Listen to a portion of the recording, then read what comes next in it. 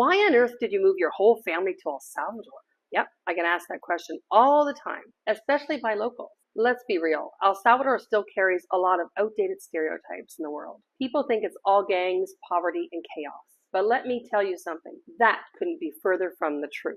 We spent the last 10 months living here, and in this video I'm sharing the raw, the real, and the eye-opening truth about what life is really like in El Salvador. If you still picture this country as a dangerous no-go zone, then buckle up, because what I'm about to show you just might flip your perspective upside down. Let's dive in. Buenas tardes, mis amigos, y bendiciones para todos ustedes. Good afternoon, my friends, and blessings to you all. Hello, my name is Hagenaars, and bienvenido a mi canal. If you're new here, bienvenido de nuevo. If we're already old friends. 10 months ago, we left the Canadian soil with 3 cats, 3 kids, 5 backpacks, 10 suitcases, and a 20-foot shipping container. Most people thought that we were out of our collective minds and expected us to fly back to Canada thoroughly demoralized in about 6 weeks. But that couldn't be further from our minds. Actually, every time we hear news about what's happening in our once great country of Canada, it solidifies our decision to move our family out of there. In this video, I share what's been going on with us the last month and also our monthly expenses. First, I want to start out by talking about the people of El Salvador. Now, if you see my video a few weeks ago, you know that we had a little car trouble. Well, let me tell you how that actually played out. The good, the bad, and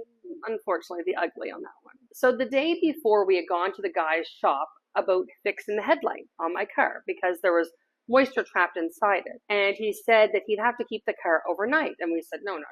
We can't keep the car overnight. We're not going to take an Uber home. So he said, well, the shop opens at 8 a.m. the next day, so to come early, and then he would see what he can do. So Stan and I got up, I think it was like 6 o'clock in the morning. I think we left around 6:30, braving the traffic into San Salvador through Los Churros Highway, which is an amazing feat all by itself. But we got there, maybe it was about 5 after 8, and this guy was nowhere to be found.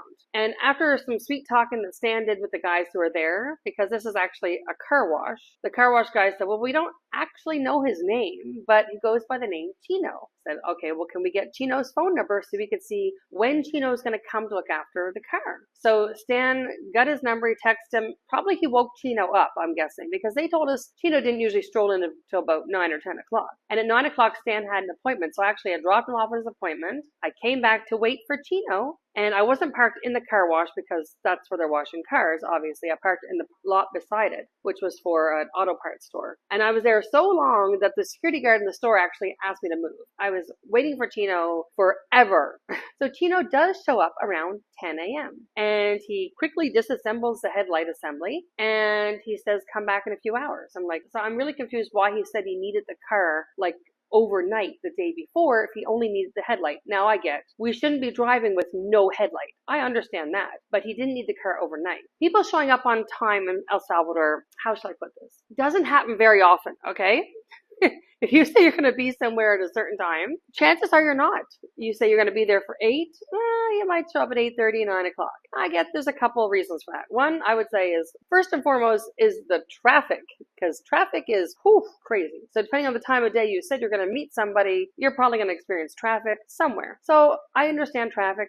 I know I've been late because of traffic. The other is just the culture. I think the culture is way more relaxed than, say, Canada or North America. And if people say they're going to be at a certain time, maybe even, I'm not sure how it works for your steady job, but I mean, our housekeeper arrives within a half an hour of her scheduled time and she just stays until the house is clean. I mean, I get that. I mean, once the job is done, then she's gone. So I don't like count the hours. I never even notice what time she comes in half the time. So, you know, that's a thing. But if you had a job like a 9 to 5 somewhere, I'm not sure how that would work out exactly. Although I do know I dropped someone off the other day for the job that started at 12 and she didn't get there till 12:30 and she thought that would be okay. And I'm thinking, my boss would have been like questioning me, especially if that was a habit. One time I could see they don't say anything. But if I consistently came in a half an hour late in Canada, there'd be people coming to my desk asking me why and wondering how I was going to fix that problem. So when we returned after a few hours to check on Chino to see if he got the light done, he had most of the moisture out of it. I'd say it was not 100%. And he had already kind of buffed that headlight. So he put that one in and he connected it up and then he buffed the other headlight because he was also supposed to make them sort of crystal clear. And that didn't happen. I've had that done before in Canada where they, sand down the outside plastic and it looks like brand new factory. This did not look like that at all. So I was a little bit disappointed. I was hoping for better results. And then Right after he put the headlight in, we tested high beams, low beams, all that stuff, and it was all good to go. Hood goes down, and I go to back up. And as soon as I just get out of their parking lot and start to turn onto the street, there was a noise, like a bang or a noise or something. The battery light came on, and my power steering went. And the temporal association between what Chino had done and when my car broke down was pretty striking, right? Within 5 minutes. So I get the car back in, which was very hard to do at a very low speed with no power steering. Power steering is a godsend to driving a car because without it, it is very hard. So I get the car back in and, they're fiddling around trying to figure out what's wrong. They check the fuses. The fuse was blown, so they put a new fuse in. That wasn't in. And then the owner's son comes by, and he was maybe he was 20. He was very young. Kind of comes up to my window and he starts talking to me. And I could have swore he used the word princess. I'm not sure. It's a little condescending. But he was saying, apparently, because Stan told me afterwards, because Stan came over and talked to him. Stan said he was saying, these things happen, cars break down, and all this stuff. And Stan was thinking that he's kind of shirking off all the responsibilities that maybe his technician actually broke my car. So Stan was getting a bit upset because this guy was basically saying that it was no fault of theirs, but we didn't know that. How would we know that? It happened right after we left. So Stan starts saying stuff like, well, why don't we just call the police and have them sort this out? So very quickly, the owner's son called an electrician to come by to check on my car. And he checked around the fuses again, and then he climbed under the car. And that's when he saw that the belt had broken. I mean, it wasn't their fault at all, but we didn't know that at the time because it happened right after we left. I mean, what are the odds, right? And of course, it was the battery light that came on, and he was mucking with the electricity. But this belt was the one that charges the battery from the alternator. That is why the battery light came on, and somehow it powers the power steering. I know nothing about cars, so maybe somebody can help me out there. So anyway, you saw the video footage. We had to get a tow. I got home safely. My mechanic that lives in the complex came by. I think this was Friday we were there. It was a Friday or Saturday. And he came by on Monday. He put a new belt on. Presto chango. $45 later, I'm up and running again. So it was not a big fix. I know some people in the comments said stuff like, you need to get a new car. It was a belt. It was a $45 fix with the labor and the belt. I think we're good. Now fast forward to this week. So it's about a month later now. The moisture in my headlight has actually gotten worse. So he was supposed to take it out and seal it up so no new moisture could get in. And I find this really funny because the headlamps get very hot and it's a hot country and the water doesn't evaporate. So somehow water can get in, but it can't get out. I don't know how that works. I do understand physics. I don't know how that works other than where it's coming in somehow gets sealed. Maybe with the heat and opens up when the cool rain hits it. I don't know how it works. But anyway, the headlight is still a disaster and it is super dark. Now, he changed light bulbs. He changed the assembly because it was all rusted out, and he changed light bulbs. And we tested light bulbs. In the dark and the rain, I see no headlights at all. I will give you an example of what happened a couple of weeks ago. I took the kids out to a restaurant called Donkeys at Metro Centro Lourdes. And in there, we had a great time. We left, it was dark, and it was starting to rain. And when we left there, I had to go around the mall and had to go up towards Santa Tecla to take the overpass to cross over to come back the other way. It wasn't super dark there because there was lots of traffic and headlights and street lights and everything. And I just took the wrong exit. There's two exits. One takes you right back into Lourdes. One takes you to the overpass. And I was a bit overeager. I took the wrong one. It happens. And there's absolutely no signage on this. And I didn't have any Waze on to tell me it was the one that was, 20 meters ahead of that one. Whatever. Easy mistake to make. I went into Lourdes and it was getting so dark because there was almost no traffic there and no streetlights that I couldn't hardly see the roads. And I'm thinking, this is crazy. I also have this other problem when it's raining, especially when it's raining.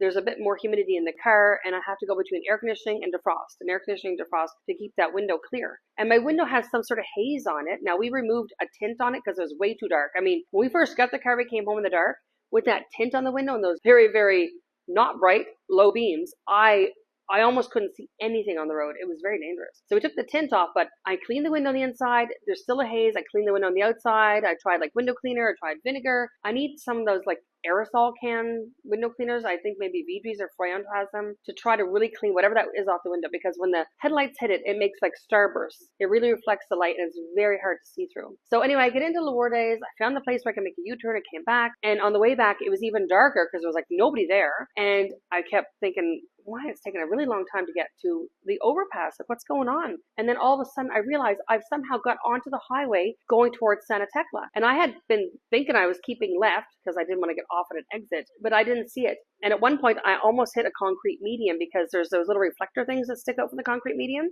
But with all the exhaust fumes and the dirt and the dust and everything else, they're not very clean. So it was only like just a split second that I noticed my headlight had reflected a little, yellow from that little thing that sticks out. And I realized, oh, I almost hit it. And then another time a little bit later, I almost hit two pylons. I mean, this is crazy. I cannot see. I was literally white knuckle driving that. And I finally found a place where I can make a U-turn. It's funny because I've never made a U-turn going up towards Santa Tecla because when I'm on that highway, I'm actually going to Santa Tecla. I never had to turn around and come back. And I was thinking, I don't even know where the U-turn is. I've never paid attention. And then I found one which I probably took on the wrong side. I probably missed where mine was. And I crossed over probably where the oncoming traffic was supposed to make their U-turn to come into my lane. But it all worked out fine. And when I get on the other side, there was so much traffic. I just followed the guy's lights ahead of me. And that was fine because that was like bumper to bumper. But of course, when I was coming, on the other side, I had all those headlights on me with my window being hazy and almost no cars ahead of me. So that was very, very dangerous. I was kind of panicked, to be honest. And I'm thinking, he just changed these light bulbs. What is going on?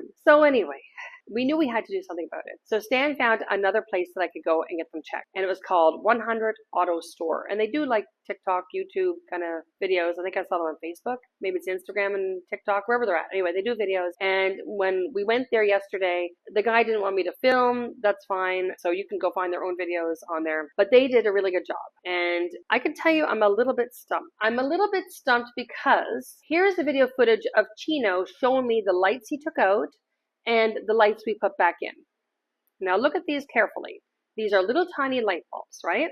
Okay, so at the auto store, the 100 Auto Store yesterday, he showed me the new lights, which are these H7 connectors we had to have for my car. And he actually had a little thing, he could plug them in the store so you could see how bright they were. And they had 4 LEDs and they're super bright. Well, he put them in and we tested them and he aligned them. He also said they were misaligned, which obviously that could be a problem. One was up and one was down. So he aligned them and then he gave me my old ones to come home. So I happened to open them last night. And when I opened them, I saw this is what they are. They have a little connector, almost like a house plug. And that is the low beam light he took out. So this is not what Chino replaced. I think Chino actually replaced the parking lights, which, by the way, the driver's side one still doesn't work. So I was a little upset with Chino. Maybe more than upset. I feel like he wasted my time. He didn't polish them properly. He didn't put the right light in, and he didn't get the moisture out. The moisture now is really bad, and I don't want these new lights to rust out. So we still got to get that fixed. So we happened to stop by Chino's shop yesterday, and he said, well, he didn't have time to look at them, and Stan told him I was upset. And I just wanted my money back. Now, Chino said he didn't have it on him, but he exchanged contact information with Stan. He said he would call him in a few days and he would give him the money. We'll see if that happens. I highly do not recommend Chino to do anything with the headlight. Probably with the car wash, he's fine. Don't let him touch your headlights. He did not do a good job. So that's the bad and the ugly, I guess. The good would be that this 100 Auto Store did an amazing job, and my drive home last night in the dark, because it took us all day to get stuff done in San Salvador, it was fine, and they were nice and bright. Now, the only thing is my windshield still, again, has this haze. I need to address that next. But I was scared to death to drive at night here after that experience, especially the rain, because the wet roads seemed to suck up all the light. That was really terrifying. But with my lights, even in the daytime, because I had like the lights on auto, which gives me like a daytime driving light, I could see my lights in the back of the car ahead of me. And before I could not do that at all. I always keep it on auto because I have this bad habit of leaving the lights on in Canada. So I leave it on auto. They automatically turn on and off. When it gets dark, they come on, the dash lights come on, and when I turn the car off, they automatically go off. It's a great invention. And this car is actually older than my van in Canada, and I don't know why my van in Canada didn't have such a feature. Although that's not the one I left the lights on all the time. Anyway, not going to talk about that. And at the 100 Auto Store, they also checked why my speakers were not working. And I knew they weren't working because they were crackly and horrible sounding. And he said they were busted. And I figured they were busted because they had the stereo turned up too loud. And I know it was up too loud because when I first got the car and I took my phone and hooked up Waze to the stereo and I put it on level 1 because I don't want it super loud, it was so loud it jump scared me and the kids in the car at level 1. So if they had it on more than anything than 1, then they definitely blew the speakers out because 1 was super loud. And my husband had tried to readjust the settings, and there's like 3 or 4 different places in the Android screen to change the volume. Yeah, we still need to probably work that out because I still think it's a bit too high. The 100 Auto Store has speakers there, but they're very expensive. And it had to be a certain type of, like this car had Infinity speakers, and it would take another type called Kicker, I think it is. Anyway, so they were really expensive there. So we went down to La Venti Nueve and we looked for places that sold speakers. We found one. I think it was 110 for the set of speakers with the tweeters and some sort of connector thing. I don't know what that thing's for, but anyway, they didn't have time to install them. So I'll probably be looking for somebody in Lourdes to install them. I actually have 6 speakers in the car, but Stan was afraid maybe there might be an electrical issue with the car and it might blow the speakers. I don't think that's the problem. I think they just had it up too loud. But when we get someone to install these speakers, we'll disable the other broken speakers and we'll try them out for the while before buying another set to go to the back. And I don't know if I'll do, there's actually one more in the very back and one in the front. I don't know if we'll do all 6. It's an expensive endeavor. But these were 110, and we actually got a deal on these headlights. I don't remember the official price. They had some sale thing on. I got them for 90, which was, they were over 100, whatever it was, 125, 100, I want to actually say it was 150, but I'm not sure. I don't want to say, but we got them for 90. So I spent $200 yesterday on my car to try to make it safer. So I just want to reiterate, not everyone here who says they're qualified to do a job is actually qualified. And we noticed that from when we had a plumber at the house. He did an awful job, and we had like 3 plumbers here. The first guy was okay. The other ones were awful. I find it's really good to use personal recommendations when you want to hire somebody, like a painter or a plumber or somebody who's going to do electrical work in your house, for example. It's really good to have a personal recommendation for that. And that is something we're actually building in our Ask Me Anything WhatsApp group. So email me if you want to be part of that at youtube@hagenaars.com. The cost of living, my least favorite part of this video, but it's looking good this month, okay? So I have $600 for rent, $102.61 for the electric bill, $229 for the water bill, approximately about $50 for drinking water because GJ's in Canada. We're not using that extra jug or 2 a week. I have $0 for cooking gas this month because we didn't even finish the first tank, $32.98 for internet. For the cell phone, I just have a $15 plan for me and a $12 one for Willem, so that's only $27. Groceries, that's $455.40. That includes a big Price Smart trip, about $360 for that one. A couple of trips to Maxi Despensa and our fruit and vegetable stands on the weekends. So it lasts a little bit more than a month. So it's not really the monthly amount, it's a little bit more. For donations, I have $20 to an animal hospital. I met them at the Bitcoin Farmers Market, and she mentioned taking my kittens to the Bitcoin Farmers Market to see if I can get them rehomed, which I did last weekend. And they were doing a bit of a fundraiser, so I gave her $20 for that. And for the school busing, it's $72.50. Eating out, $116.09. That is a lot lower than our other months. We're finding a good deal with Little Caesars. It comes with 2 pizzas, a thing of pop, and I got those little 4 pizza puff things I like, and also some garlic bread, and that's $27. So that could be like 4 meals. That could be like 1 a week kind of thing for $116. So that's something that lasts us like at least 1 meal. Sometimes my kids finish the 2 pizzas all in one night, but sometimes you'll have some the next day for a leftover. For entertainment, I have $59.46. That's my Amazon Prime, my Netflix. Also, that includes a trip to Thermos del Rio for Willem's birthday, his sweet 16. We went out there to have a day, and we got a rancho, which was amazing, and we got a meal with that and our entrance. I think it was $40 some dollars, 41, 42, something like that. It was really inexpensive for a whole day out with my kiddos having lots of fun. For household goods, it's a little bit high this month, but I'll explain why. It's $773.78. That's $100 for our housekeeper because there was 4 Mondays in the last month. $15 for our gardener. I did go to EPA and I got mattress covers for all our beds because we had 1 set, but they always took longer than a day to dry because they got waterproofing material in them. And if you washed them, then you couldn't put them on the same day. You had to then strip the bed down the next day to put it. It's just a hassle anyway. So I got another one so we'd have, a set that could be washed and a set that could go on the bed at the same time. And I got a nice puffy one for mine, which makes it a little bit more comfortable. I mean, I love my bed as it is. It's super firm, but I like to have a little cushion there. So I got one of those for me. I had to spend $60 to get our septic pumped. Now, I guess every year we get our septics pumped here, and because I've been here almost a year, I got it done. And the house that we're going to, they get theirs done as well, so that, we're each coming to like a fresh tank, basically. So that was $60, and had some team new orders in there too. I did some videos on those. You can go back and check those out if you like to see what what I picked up at Temu, just some fun stuff, some practical stuff, some clothing, different things. I didn't divide it all out. I just put it under household. For transportation, it's $175.75, and that's $45 for getting the belt and having it put on, $80 for the towing, and $45 to give that guy for the headlights that I hope to get a refund for, and then a little bit like for the small bulbs that we bought and the connectors, that kind of stuff. There was no fuel this month. I don't use a lot of fuel. I don't go out all the time, so I actually got fueled up after the June 20th deadline for this video. So I didn't have any money for fuel. For medical, it's $121. That's $40 for Willem's braces. Each month we go do a checkup, it's $40. And my own medication was about $81.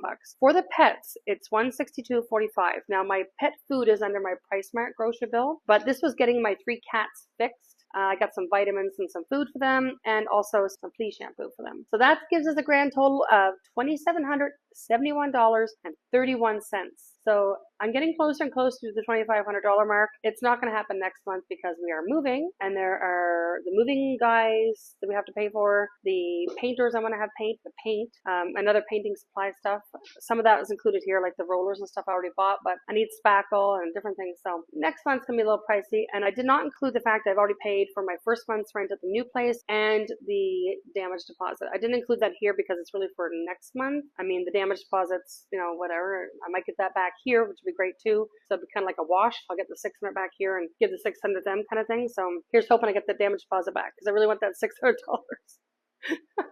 I'm going to give you an update on my laptop. It's not looking good. No matter how much resuscitation we could do, we could not bring that thing back to life. It would need a whole new motherboard, and that's the price of a brand new computer. So I'm getting a brand new computer. I also did not include that here because I would need a new computer no matter where I live when one dies, and it's quite expensive, and I'm not going to include it here. Anyway, I haven't got it yet. Hopefully very soon, over the next few days, I will have received that computer. The food. Now this section, I've been trying to kind of find different ways to do it because I don't know how many times I could talk about the food in El Salvador. So I'm going to talk about one experience we had with a particular restaurant. It's called Donkeys. Now I mentioned it in the first part about how we had left Donkeys and we're driving in the dark and the rain, whatever. Let me tell you about the restaurant. Actually, it's a Mexican restaurant, so it's totally not Salvadorian at all. But we decided to go there because at Metro Centro Lourdes, that mall, they just opened up a whole new back end. They moved Dollar City to the back. There's a bunch of new restaurants, including Puerto Morisco, which is one of my favorite restaurants, and this restaurant called Donkeys. And my friend recommended it, like for the breakfast. They have unlimited coffee and stuff. We were going for dinner, so we thought we'd try it out. So we went to the menu, and the boys ordered burritos. Annika got quesadillas. Now, this is not a Salvadorian quesadilla. This is a Mexican quesadilla. And they are highly different things if you didn't know. The Salvadorian quesadilla is a cake, and Mexican quesadillas is flatbread with like chicken and cheese and stuff on it, you know, usually fold it in half and then chopped up like little pizza slices, which I absolutely love, but I actually got nachos. But we were looking through the drink section and we saw these nice frozen drinks. If you haven't noticed, El Salvador is a hot country, so typically like to have some nice ice cold drinks. And what better way to do it than with a big slushy drink? And they were all fruit based, no coffee, unfortunately. So we all saw this strawberry one. We're like, oh, we're gonna get this strawberry drink. Now it came out looking amazing. Nice big glass. It had a little skewer there with like 3 pieces of candies with sugar on them, and the glass was rimmed with something. And first thing everyone did was take the little candies out and start eating the candies. As soon as everyone had a sip of this drink, it was downhill from there. The glass was rimmed with the same stuff you put when you're making a Caesar cocktail drink, a nice spicy drink, and it was also in the drink itself. So this was a spicy strawberry drink. My kids were not having any of that. Lawrence took a sip, gave me his drink. Annika took a sip, gave me her drink. Willem drank about half and then also gave me his drink. So I drank nearly 4 of these strawberry slushy drinks with my nachos. I was quite full. I think my stomach was sloshing around with strawberry slush the whole rest of the way home while I'm white knuckle driving it, right? So I liked the food. The restaurant was nice. Be careful what you order. Maybe there was something written down that we didn't notice that said it was picante. I'm not sure. And if she asked, I probably didn't have enough Spanish to understand what she was saying. So, or she could have said chile. My friend Stan said sometimes they don't use picante, they use chili. So you got to be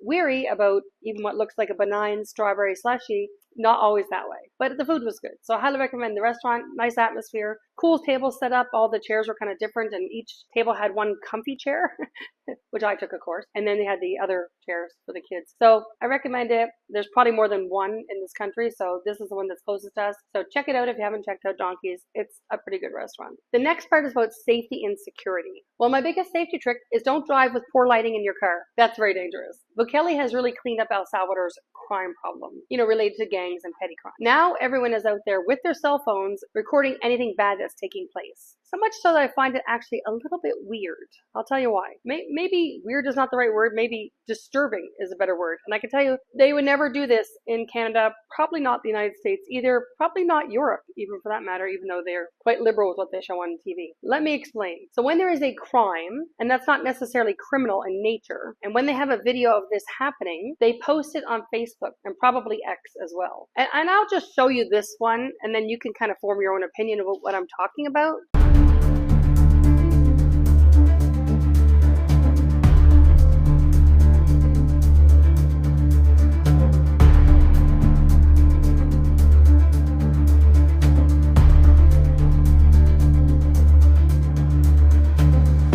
Now, I'm not saying that this is actually a crime. I don't know if it was a hit and run. I don't know if the driver was drunk. I don't know. Maybe the guy on the bicycle was drunk. I have no idea. I'm not saying this is a crime. I'm just saying it's kind of strange that this kind of thing would be posted out there and without any like content warnings or community notes or something like that. I personally think the cyclist should have not driven his bike out into the middle of the street that was busy and full of cars. And maybe the car was driving too fast. I don't know if there was, I don't know what the speed limit was. I don't know if there was a way to have detected if he was driving too fast from the video footage. I'm not sure. I'm just saying everything is recorded now. And it's recorded in such a way that it would deter a criminal from doing anything criminal, but also works in the way of public shaming. So what I do know about all these things, including crimes or charges were laid, is that they are on full display for all Salvadorians and really the world to see. It's a bit like public shaming in that way. And what I do know, if you do commit a crime and someone has their phone out, you're going to be on the internet. You're going to be famous whether you like it or not. It's sort of like a cross between Crime Stoppers and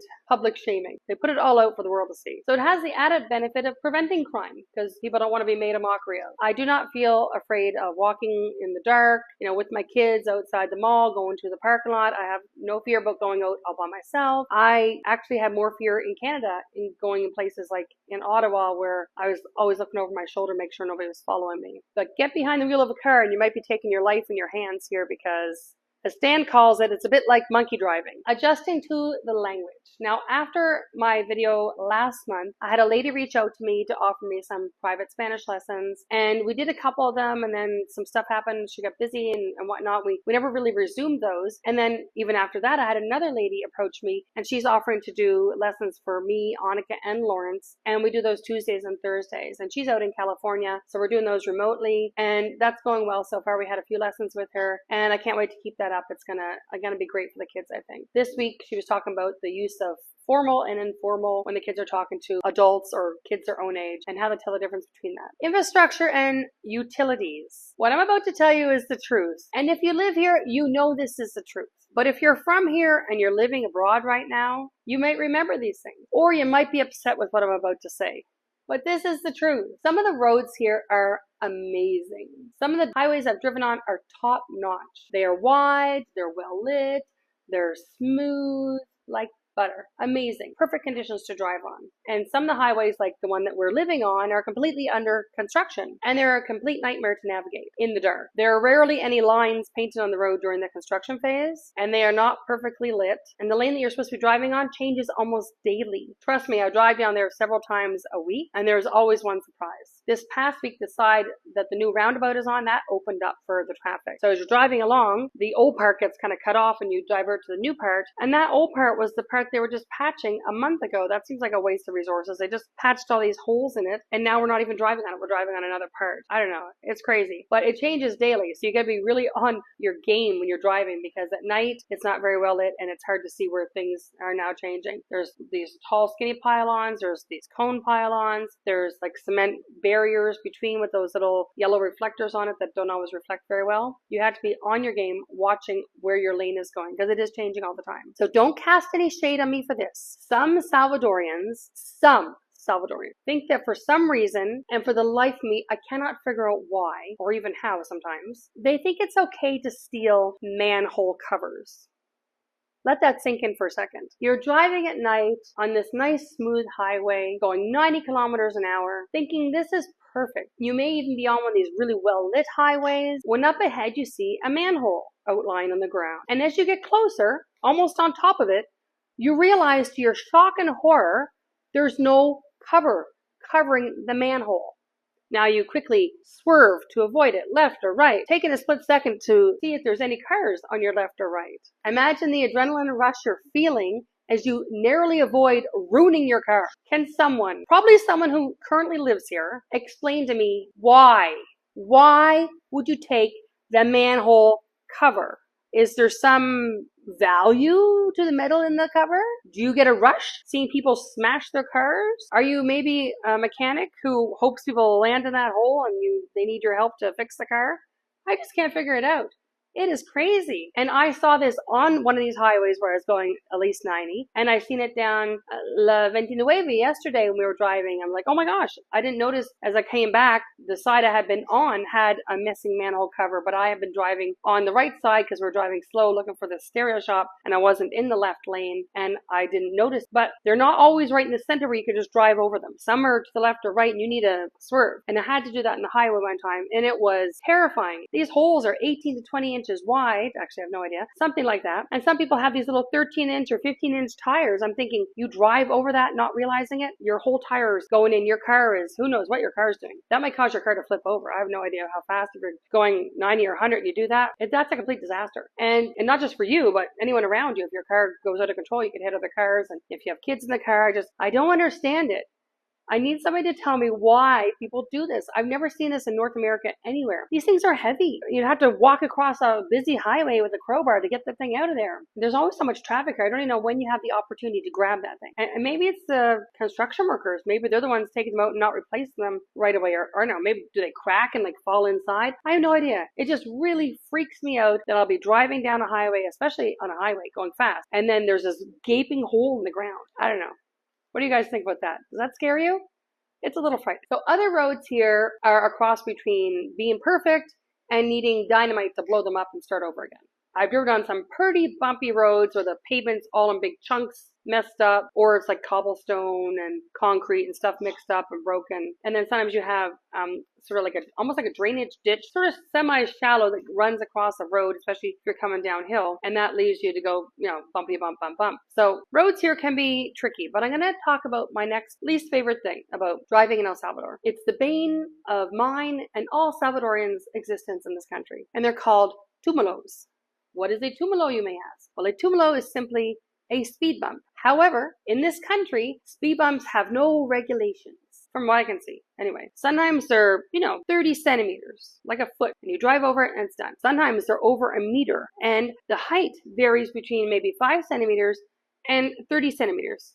Maybe that's a bit of an exaggeration. At least 20 centimeters. Some are made out of just some concrete put on. Some are asphalt. Some are actually paving stones, so you can imagine how high those are, with little ramps of concrete going up over the paving stones. We have one of those over here. Some are like little metal discs that look like stainless steel bowls turned upside down. And there's a whole bunch of them going across, and you go bump, bump, bump over them. They come in all shapes and sizes with no regulation. And they are literally everywhere over the country. Not just like in, say, our gated community where you want people to be slow and you put speed bumps every now and again to slow people down. No, these will be on the highway. Driving to Santa Ana on the highway, there's one speed bump. And luckily, if you use Waze, it usually will tell you there's two below ahead. And that speed bump is near this duty-free zone or something. But seriously, it's a highway where people are driving, I'd say at least over 70 depending on the traffic, maybe as high as up to 100, and then there'd be this random speed bump. And I mean random.